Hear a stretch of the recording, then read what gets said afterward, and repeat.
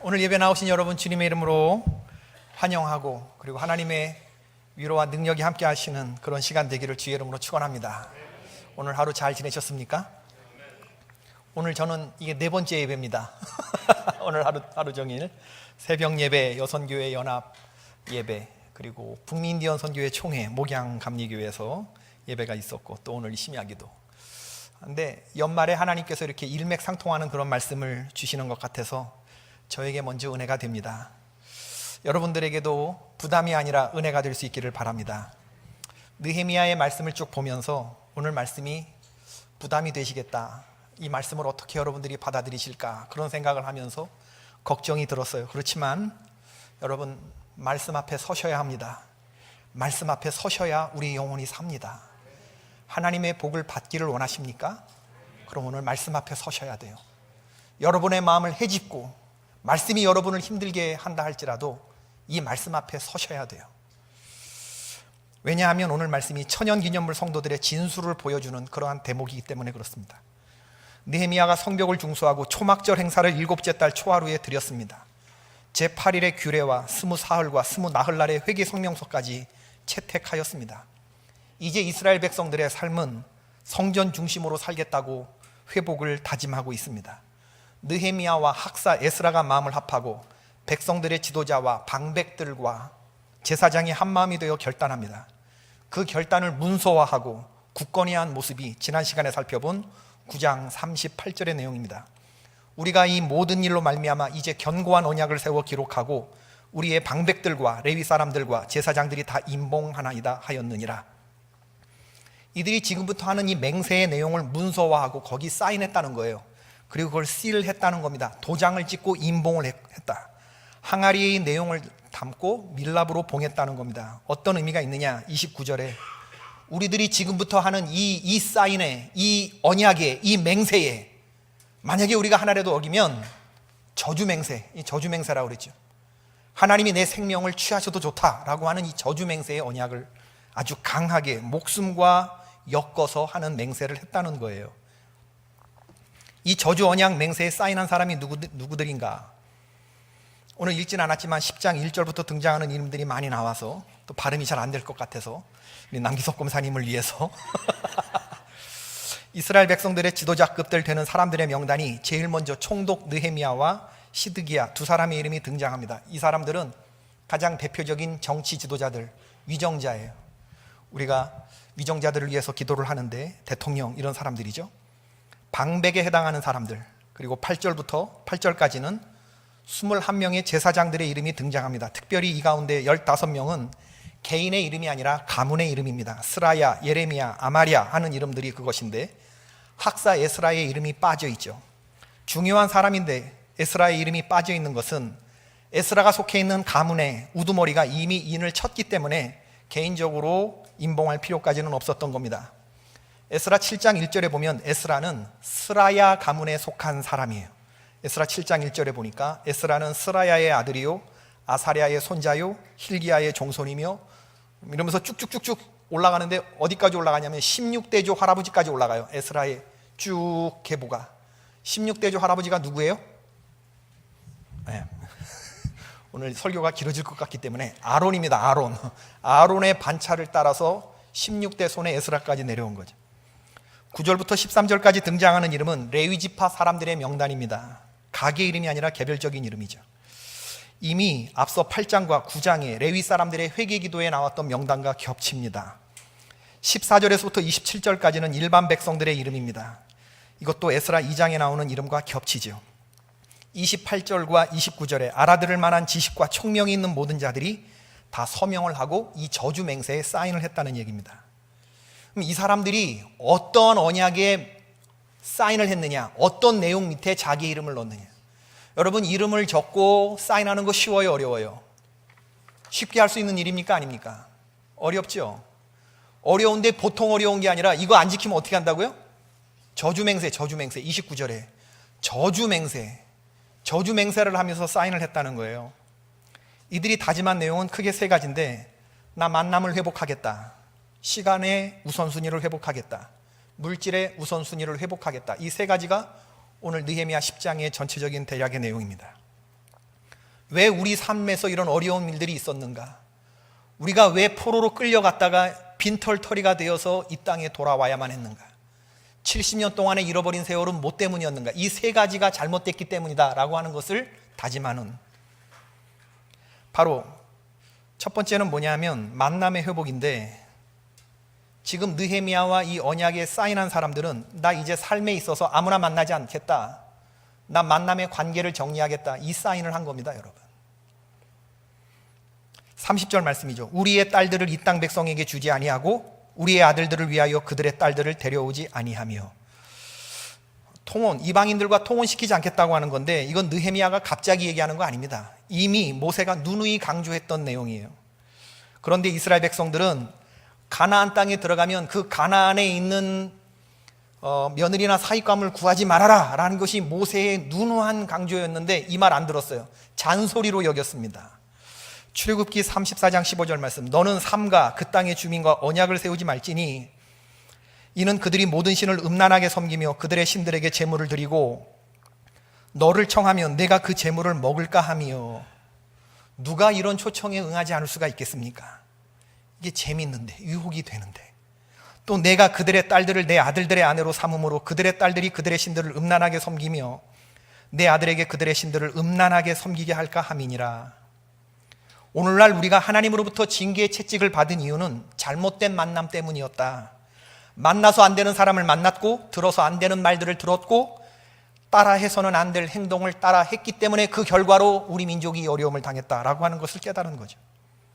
신명기 7장 3절 4절의 말씀인데, 또 그들과 혼인하지도 말지니 내 딸을 그들의 아들에게 주지 말 것이요 그들의 딸도 내 며느리로 삼지 말 것은 그가 내 아들을 유혹하여 그가 여호와를 떠나고 다른 신들을 섬기게 함으로 여호와께서 너희에게 진노하사 갑자기 너희를 멸하실 것임이니라.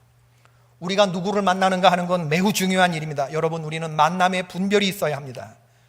우리 민족이 망하게 된 것은, 내 삶이 망하게 된 것은 만남의 문제가 있었다는 거예요. 하나님이 기뻐하지 않는 만남을 나는 이제부터 정리하겠다, 거기에 사인을 한 겁니다.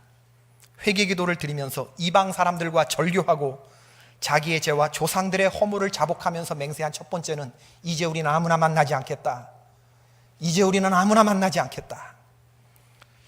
우상 숭배는 우상의 형상을 만들어서 절하는 것도 포함되지만 실제적으로는 하나님보다 내가 더 사랑하는 것이 포함돼요. 여러분, 히브리어 우상 숭배 나바크라고 하는 말은 우리 마음이 뭔가에 딱 달라붙는 것을 말합니다. 가나안에서 가장 국제화된 신의 이름은 아스타롯인데, 가나안의 주된 신은 엘신이거든요. 근데 이 엘신이 아세라와의 사이에서 낳은 자녀들이 있는데 바알과 아스타롯, 바알이 여동생 중에서 아스타롯 여동생의 미모에 빠져서 둘이 사랑을 나눠요. 바알과 아스타롯이 무슨 관계? 남매 관계. 근데 무슨 관계를 맺었어요? 부부 관계를 맺었어요. 그래서 이 남녀가, 이 남매가 관계 중에 나오는 정액이 땅에 떨어지는 것이 풍요와 다산을 보장해 준다고 생각했던 겁니다. 이게 가나안의 종교의 실체예요. 여러분, 듣기만 해도 음란한데 이런 신을 섬기는 예배자들도 따라서 이 음란한 신들을 섬긴 거예요. 그래서 늘 이 바알 신전에 가면, 아세라 신전에 가면, 아스타롯 신전에 가면 종교 성창들이 있었던 거죠. 그러면 예배자들은 이런 종교 성창과 관계하는 것이 제사법이었습니다. 올림픽 성화 체화에 등장하는 여사제들의 기원을 따라 올라가다 보면 바로 이 여자들이 그런 일을 했던 것이죠. 이스라엘 백성들은 농경 생활을 한 적이 없어요. 유목 생활을 했습니다. 그러나 하나님이 40년 동안 그들을 다 책임져 주셨어요. 광야 40년 동안에 이 훈련이 잘 된 사람들은 가나안에 들어가서 하나님의 말씀대로 사는데 모든 것을 책임져 주신다는 것을 이미 광야에서 경험했기 때문에 그 땅 사람들처럼 살지 않게 되는데, 예루살렘은 해발 800m에 있거든요. 씨를 뿌려놓고 하늘을 봐야 되거든요. 비가 안 오면 안 되는 거거든요. 그렇지만 하나님께서 먹이시고 입히실 것을 생각하면서 믿고 기다리며 살아야 하는 사람들이 하나님의 사람들이거든요. 그런데 이렇게 살아간 이스라엘 백성들이 실패를 했어요. 씨를 뿌려놓고 하늘을 바라보는 일에 실패했습니다. 비가 내리지 않으면 불안해했어요. 하나님의 약속을 의심했습니다. 씨를 뿌려놓고 하나님이 먹이시리라, 비를 내려주시리라, 이런 믿음을 가지고 있어야 되는데 밤에 근심하며 자리에 누웠어요. 아내가 혹은 남편이 속삭입니다. 여보, 농사가 걱정되지 않소? 비가 오늘 내리지 않으면, 내일 내리지 않으면, 이번 주 안으로 내리지 않으면 큰일이요. 이 땅 주민들 만나서 이야기 들어보니 비를 내려주는 그런 신이 있다고 하네. 바알과 아스타로 신이 있다고 하네. 이 땅에 비를 내려주는 신, 우리 그 신에게 한번 빌어볼까? 우리 그 신에게 가서 한번 빌어볼까? 굶고 살지는 못하지 않는 거겠어. 굶고 살 수는 없지 않겠어. 이런 얘기들.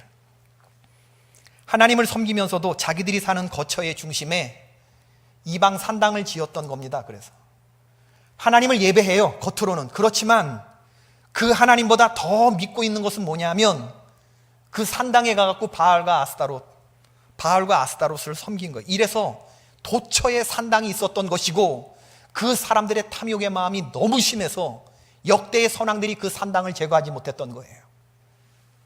심지어 이스라엘의 왕들도 여호와의 성전 입구에 산당을 지었고 거기에 분향했다고 하지 않았습니까? 가나안 사람들은 땅을 사랑하는 사람들입니다. 하나님은 그런 사람들의 땅 가운데 당신의 백성들을 파송한 거예요. 그들을 정복하라. 그들과 섞이지 말고 그 땅 가운데서 너희가 내 백성이라는 것을 너희는 보여주고 살아야 한다. 다른 거 보지 말고 돈만 보고 가자는 세상에서 돈 되는 일이라면 무슨 일이든 하겠다라고 하는 이런 세상 풍조 속에서 너희들은 돈을 주어도 돈에 매이지 않고 풍요를 주어도 매이지 않고 오직 하나님만을 기뻐하고 탐욕의 브레이크를 걸고 너희가 하나님만을 예배하는 구별된 백성이라는 것을 보여줘라. 이게 율법의 요구사항이거든요. 근데 그거 못해가지고 가나안 사람들이 섬기는 똑같은 것에 바알의 마음이 가서 나바크 붙어버렸다. 그 만남을 정리하겠다는 겁니다. 파리의 여인이라는 드라마에서 주인공 여자에게 했던 말, 드라마에 나오는 명대사 중에 좀 치지한 말인데, 느끼한 말인데, 내 안에 회개하세요. 내 안에 너 있다. 내 안에 너 있다. 느끼하지. 아주 굉장히 힘든 말인데, 여러분, 우리 안에 바알과 아스타롯이 들어가 있는, 내 안에 나바크가 되는, 너희 안에 이 마음을 품으라. 우리가 품어도 좋은 마음은 곧 그리스도 예수의 마음이니. 이 품으라는 마음은 너는 나만 품어, 그럼 나는 너만 품어줄 거야. 이게 하나님의 약속이에요. 내 안에 주님이 있습니다. 따라해 봅시다. 내 안에 주님이 있습니다. 다시 한번 따라해 보세요. 예수님과 썸 타지 말고 예수님 사랑하자. 썸은 감정과 의심 사이의 투쟁이래요.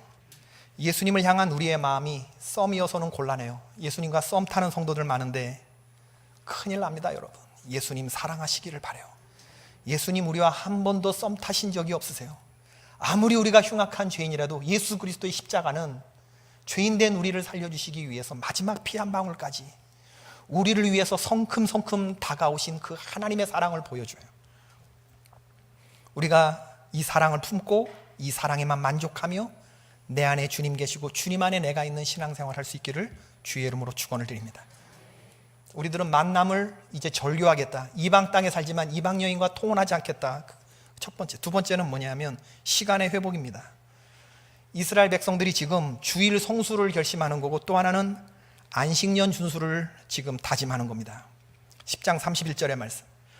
혹시 이 땅 백성이 안식일에 물품이나 온갖 곡물을 가져다가 팔려고 할지라도 우리가 안식일이나 성일에게는 그들에게서 사지 않겠고 일곱째 해마다 땅을 쉬게 하고 모든 빚을 탕감하리라 하였고, 한마디로 우리가 주일 성수하지 않았던, 우리가 잃어버렸던 시간을 회복하자고 하는 그런 다짐인데, 우리가 이 고통을 당한 것은 주일 성수하지 못한 거, 안식일에 하나님께 예배하지 못했던 거, 우리가 시간을 잃어버렸던 거, 그것에 대한 이 뼈저린 자각이었죠. 출애굽기 31장 15절에 엿새 동안은 일할 것이나 일곱째 날은 큰 안식일이니 여호와께 거룩한 것이라. 안식일에 일하는 자는 누구든지 반드시 죽일지니라.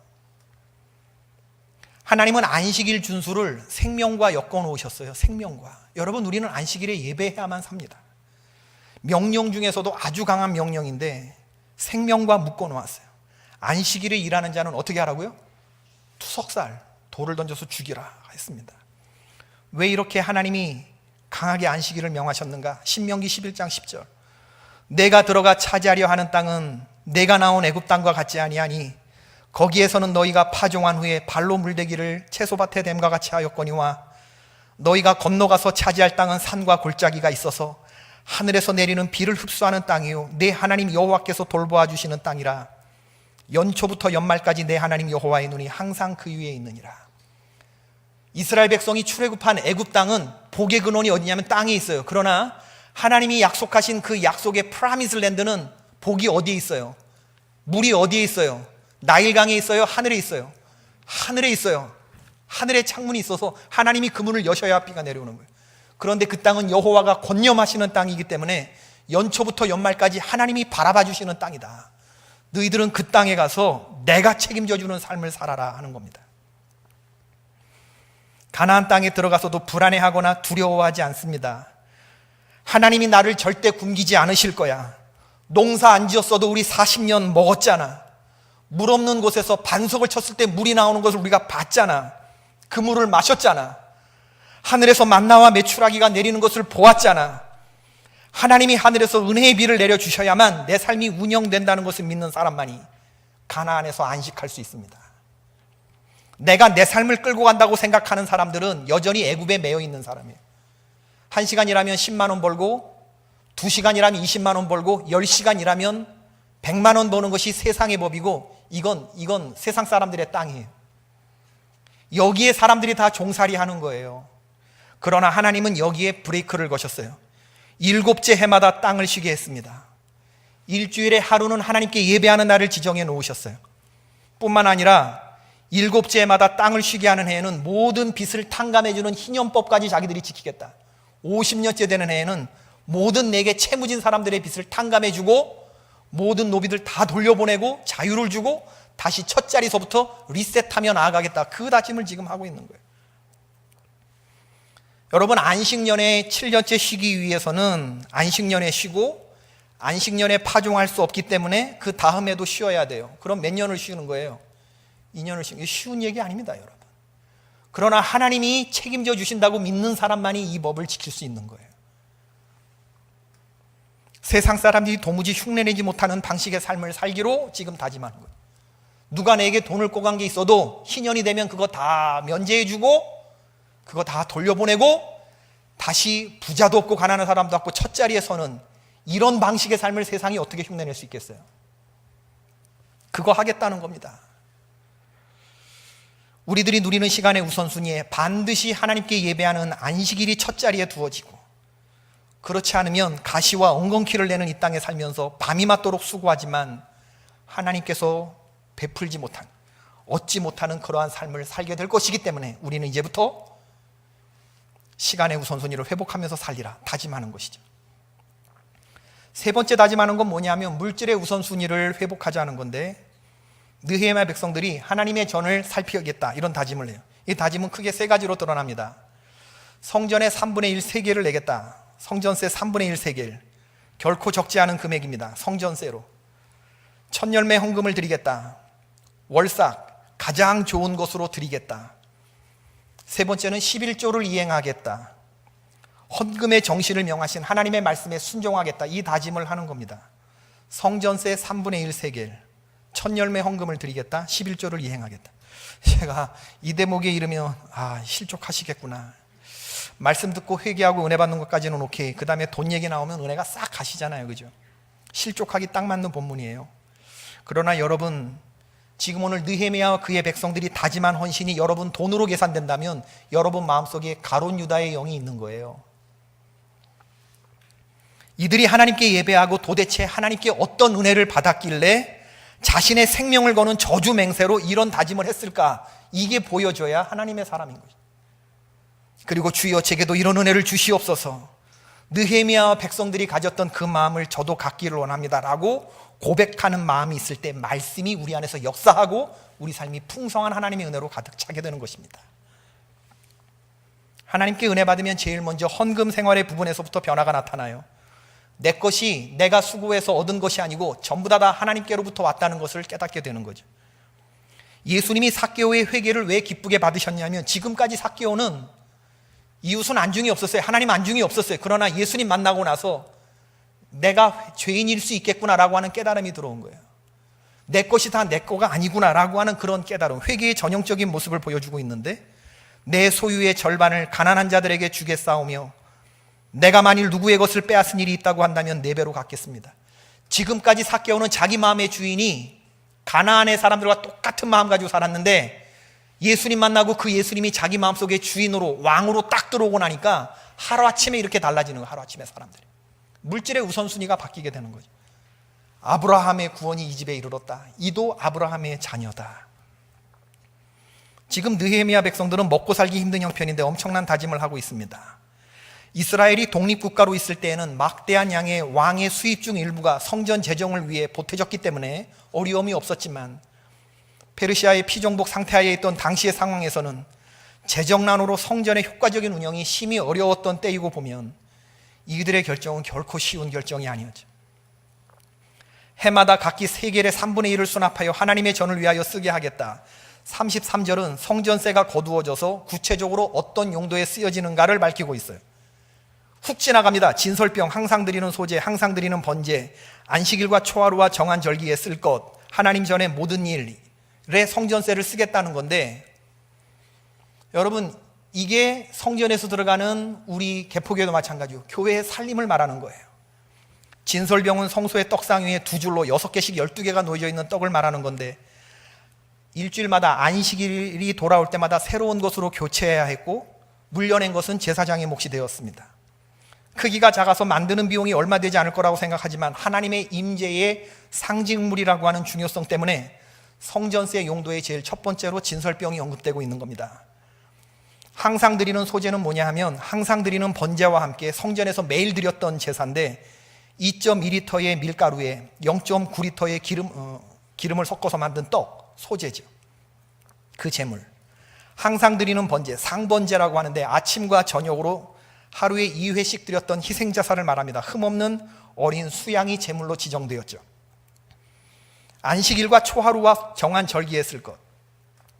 평일에 드려지는 상번제와는 달리 1년 된 어린 수양 2마리 소재와 함께 제물로 드려졌죠.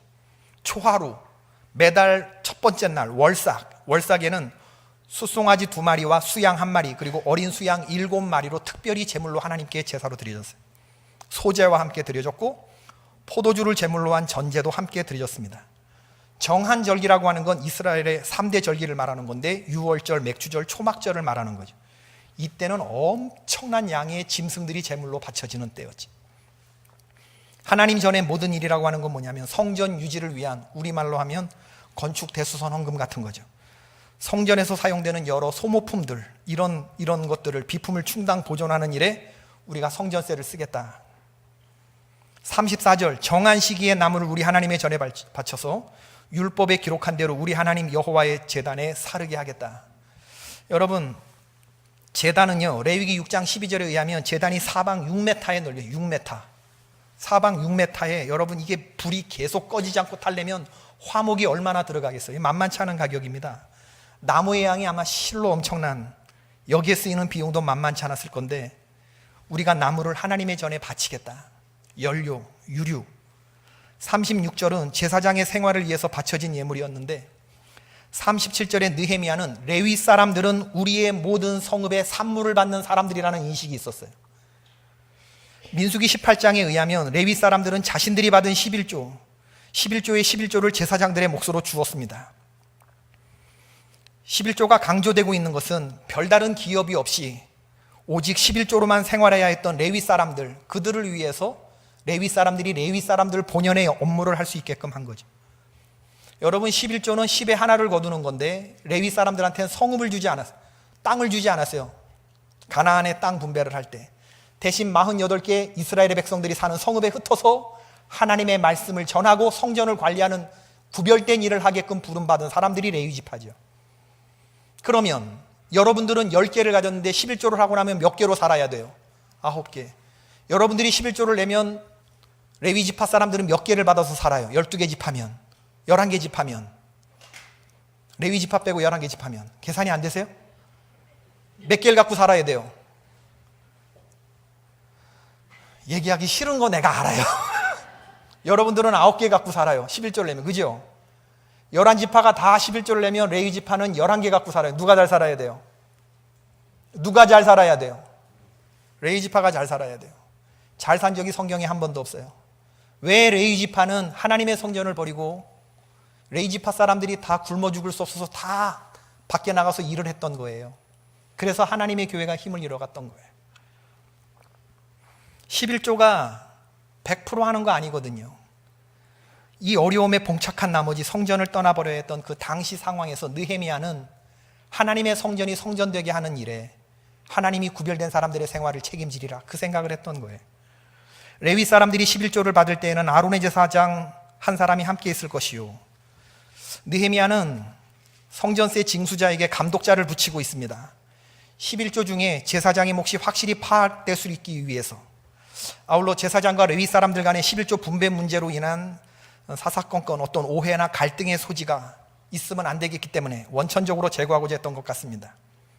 이 모든 결정들은 어떤 전제하에서 이루어진 거냐면은 우리가 우리 하나님의 전을 버려두지 아니하리라. 오늘 본문의 맨 마지막에 있는 우리가 우리 하나님의 전을 버려두지 아니하리라. 여러분, 정말 이런 조항들이 저주맹세하면서까지 목숨을 걸 그런 내용인가요? 여러분을 기쁘게 하는 내용이 있어요? 이게 하나같이, 이게 만남도 그렇고 시간도 그렇고 물질도 그렇고, 성전세 내겠다, 첫 열매 드리겠다, 11조 드리겠다, 주의 종들의 생활을 우리들이 책임지겠다, 성전으로 성전되게 하겠다, 성전 비용 모든 거 다 우리가 책임지겠다, 여기에 다 사인했는데 이거 사인하고 씰하고 안 그러면 우리 하나님이 저주를 내려도 좋다, 우리 죽어도 좋다, 이렇게 썼다는 거예요. 제일 먼저 돈 내겠다고 하는 것에 첫 줄에 느헤미야는 자기의 이름을 적고 있죠. 잘못되면 저주받을 수 있는 결단문에 자기의 이름을 제일 먼저 적고 있는 겁니다. 39절의 말씀, 우리가 우리 하나님의 전을 버려두지 아니하리라.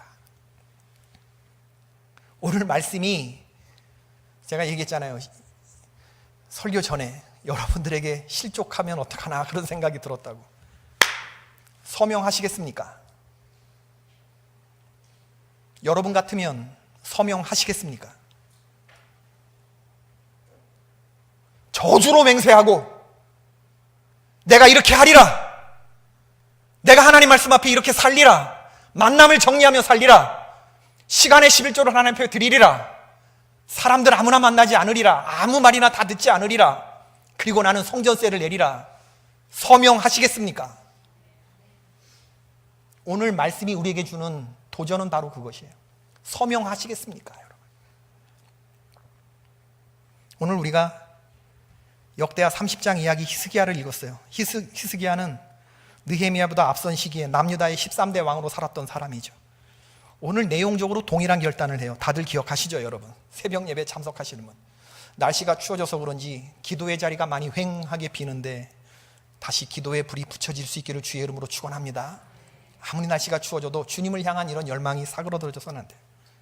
히스기야가 자기 스스로를 성결케 하고 제사장들과 레위 지파 사람들을 성결케 하고 그들 앞에서 다짐한 게 뭐예요? 하나님 앞에 번제물을 드리고 백성들로 하여금 자원하여 구별하여 드린 제물을 가지고 오라 했을 때 백성들이 기쁜 마음으로 가지고 온 수요가 자원 제물이 소 600마리, 양이 3,000마리였다는 거 아니에요? 지금 헌금 얘기하는 거 아니에요? 헌금이 차고 넘쳐서 짐승들의 가죽을 벗길 제사장들의 숫자가 모자라서 레위 지파 사람들이 동원되어야 했는데, 지금 이게 여러분 헌금 차고 넘치는 얘기를 하는 겁니까? 아니면 도대체 하나님이 얼마나 큰 은혜를 부어주셨길래 보이지 않는 하나님의 은혜가 헌금 드린 액수로 표현되는 거예요. 이게 돈으로 보여져서는 안 되는 겁니다, 여러분. 도대체 이 백성들이 어떤 은혜를 받았길래 이렇게 하나님 앞에 감사함으로 즐거운 마음으로 드렸을까? 그 하나님의 은혜가 보여야 되는 거예요. 히스기야가 나이가 들기나 했어요. 몇 살이에요? 25살짜리가 왕에 올라서 첫째 해, 첫째 달에 제일 먼저 했던 게 이거예요. 여러분, 우리 나이는 적지 않습니다. 25세의 히스기야 왕이 아버지 아사하고 다른, 완전히 다른 신앙의 개혁을 감행하는 것을 보면 하나님이 어떤 복을 주셨는지 아세요? 역대하 32장 27절부터 30절. 히스기야가 부와 영광이 지극한지라 이에 은금과 보석과 향품과 방패와 온갖 보배로운 그릇들을 위하여 창고를 세우며 곡식과 새 포도주와 기름의 산물을 위하여 창고를 세우며 온갖 짐승의 외양간을 세우며 양떼의 우리를 갖추며 양떼와 많은 소떼를 위하여 성읍들을 세웠으니 이는 하나님이 그에게 재산을 심히 많이 주셨습니다. 하나님이 히스기야에게 얼마나 많은 재산을 부어줬는지 심히 많았다는 게 두 번이나 반복. 그의 재산을 관리하기 위해서 성읍 하나가 세워질 정도로 하나님이 부어주셨다는 겁니다. 하나님이 우선순위가 바로 획득된 하나님 마음에 기뻐하는 종에게 부어줄 때 그 하나님의 부어주심은요, 여러분 힘으로 도저히 얻을 수 없는 그러한 복이 부어질 줄로 믿습니다. 저는 그런 하나님을 믿어요.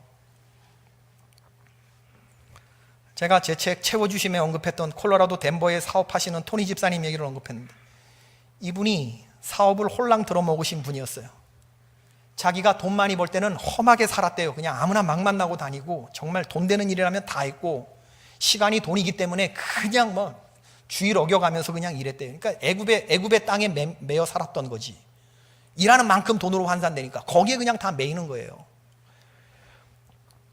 그런데 그분이 사업을 홀랑 가져가 보신 하나님 은혜에 깨닫고, 그리고 하나님 앞에 회개하고 다시 삶의 우선순위를 조정하면서 느헤미야와 히스기야와 같은 그런 삶의 개혁이 시작됐는데, 우선순위를 하나님께 두고 수입이 있으면 이걸 선교사님들에게 보내는 헌금을 우선적으로 보내기로 했어요. 제가 마련한 미션센터에도 미션센터 7억짜리를 이렇게 샀는데, 우리 돈으로 7억 정도 되는 돈이었는데, 이거에 LA에 있는 교회들이 3만 불씩 3천만 원 정도씩 3,500만 원 정도씩 10개 교회들이 쭉 냈는데, 자기도 여기에 한 구자를 3만 불을 하고 싶다 그러면서 15번 2,000불 보내주기로 저하고 약속을 하고 저한테 체크 15장을 주더라고요. 미국은 이 체크라는 게 있어서 거기 적어놓으면 그게 현금이 되거든요. 요걸 매달 1일에 은행에 가서 예금을 하래요. 디파짓이라고 그러는데, 그러면 15장에 2,000불을 적어내면 그게 그냥 돈이 되는 거거든요. 제가 15장을 받아왔어요. 매달 1일에 하라는 거예요. 근데 이거 한꺼번에 다 집어넣어도 상관없어요. 그래서 제가 한꺼번에 다 집어넣으면 어떻게 되느냐, 3만 불. 그랬더니 그렇게 되면 위태해진대요. 여기서 팔아서 여기 맞고, 여기서 남긴 거 여기 맞고, 이렇게 돌려막기를 하는 그런 상황이기 때문에 목사님 가급적이면 한 달에 한 번씩만 하라고 하면서 15장을 딱 주는 거예요. 내 마음이 바뀔 것 같아서 미리 15장 줍니다. 그러면서 사인을 딱 하고 가게 수표, 체크를 딱 저한테 주는데, 제가 나도 매달 받아먹는 맛이 있어야 이 조마조마하고 그래야 기도하지 않겠느냐 그러면서 한 장만 딱 받아놓은 거예요. 한 장만 가지고 왔어요. 그렇게 시작한 2,000불 헌금이 매달 15번이 꼬박꼬박 오더라고. 매달 2005년도에 시작한 헌금이 15번이 다 끝나서 3만 불 입금이 됐는데, 그런데 선교사님 미션센터 매달 페이먼을 해야 되니까 계속 자기가 하겠다 그러면서 같은 양의 액수가 2,000불씩이 240만 원씩이 계속 오는데, 제가 선교사를 마치는 그 전달까지 왔어요. 2005년도에 시작한 헌금이 2009년까지 제가 선교지를 임태일 선교사님에 물려주고 개척교회를 하러 떠나기 전달까지 보내져 왔는데, 그리고 개척교회를 한 저에게 매달 또 300불씩 한 40만 원씩 그렇게 보내주셨어요. 여러분, 240만 원을 매달 선교사에게 헌금하는 거 쉬워요? 몇 년 동안을? 그러면 이분은 하루 종일 아내하고 뭐라 하면 핀 같은 거 팔아요. 액세서리 같은 거, 몰에서. 그러면 아내하고 하루 종일 서가지고 그 조그만 핀 같은 거, 애들 그 액세서리 뭐 이런 거, 뭐 보석 같은 거 이런 거 이렇게 소녀들 대상으로, 중고등학생들 뭐 대학생들 상대로 그런 거 파는데 뼈 빠지게. 근데 그렇게 벌어가지고 다 선교 헌금 보내 그러면 사업이 망해야 되잖아요. 그죠? 망해야 되잖아요. 그런데 하나님이 그분의 기업을 책임져 주시니까 가게가 하나가 생기고 2개가 생기고 3개가 생기고 4개가 생기고, 하늘만 바라보면서 살아가기로 한 그에게 하나님 하늘문 여셔서 소나기 같은 은혜를 부어주시는데, 지금 전 세계 선교사님들 수십 명에게 큰 액수의 오비영이어 선교회를 만들어서 선교 헌금을 보내시는데, 지금 이분 남아도는 물질로 로키산맥 근처에 땅 사고 고아들을 위한 리트릿 센터를 만들겠다는 계획을 가지고 계셔요. 그렇게 보내면서도 하나님이 부어주셔요. 그런데 하나님이 그렇게 부어주셔도 물질에 얽매이지 않는 삶을 살고 계셔요. 감당 못할 은혜가 하나님이 날 채워주신다. 믿어지십니까? 여러분 마음속에 정말 하나님만을 기뻐하리라 하는 이런 다짐들이 있어 보신 적이 있으세요? 나 이제 하나님이 적게 주시면 적게 먹고 많이 주시면 많이 먹고 하나님만 바라보면서 광야의 영성으로 살리라, 이렇게 정말 다짐해 보신 적이 있으셨나요? 정말 그런 적이 한 번이라도 있어 봤어요? 이 천연기념물 성도들이, 이 언약에 사인하고 임봉했던 느헤미야 백성들을 한번 보세요. 하나님이 누르고 흔들어 넘치도록 주시겠다고 약속하신 그 약속이 정말인지 아닌지 한번 시험해 보라고까지 말씀하시는데, 그 하나님을 시험해 보신 적이 있으세요? 여러분의 간증으로 채워 보신 적이 있으셔요? 오늘 이 멋진 신앙의 고공행진을 보여주는 이 포로기에서 돌아온 이스라엘 백성들의 마음을 보면서 제가 너무나 감동이 되는 거예요. 느헤미야 10장 1절부터 27절까지 이름들이 쭉 나오는데, 이 이름들을 보면서 제가 한번 이렇게 읽어봤어요. 발음도 제대로 안 되는 사람들 이름을 쭉 읽어보면서 어느 순간에 여기 우리 성도들의 이름이었으면 좋겠다.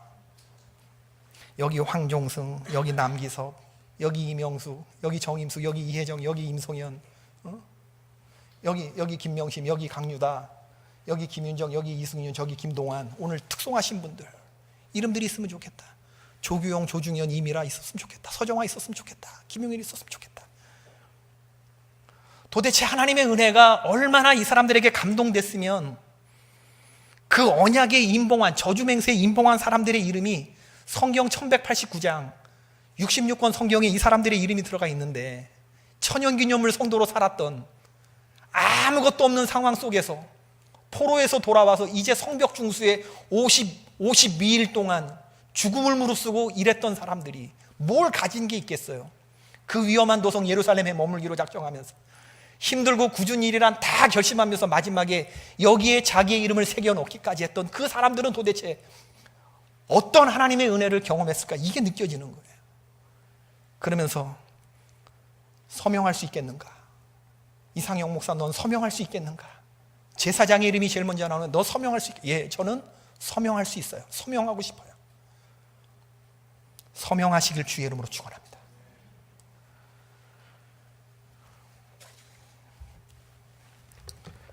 우리 찬송가 부르고 기도하십시다.